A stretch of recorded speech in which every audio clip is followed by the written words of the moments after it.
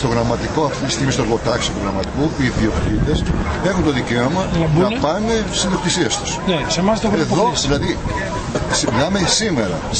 11-12 του 10. Ακριβώς. Στο γραμματικό μπορεί να πάει στο εργοτάξιο στις περιουσίες του, στην Κερατεία δεν μπορεί να πάει. Όχι, το απαγορεύουν. Είναι μπλοκαρισμένο, ανεβαίνοντας προς το βουνό πάνω, προς την χώρο που λέμε, είναι σε 6 σημεία, είναι μπλοκαρισμένο. Δηλαδή, αν ο ιδιοκτήτης ζητήσει από τον εισαγγελέα να κινήσει την αυτόφορη διαδικασία να αποβάλει. Ακριβώς.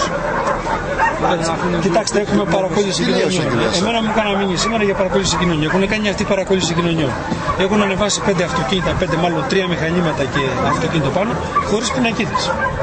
Έργο, μηχανήματα έργων, χωρίς πινακίδες. Δηλαδή, διαδοχικές παραβάσεις, αυτά που επικαλούνται την νομιμότητα. Αυτή η άθλη. Η άθλη αστυνομία και το άθλιο κράτος. Να μην πω για τον εισαγγελέα, ο οποίος είναι ένας νενέκος. Και ξέρεις τι σημαίνει νενέκος.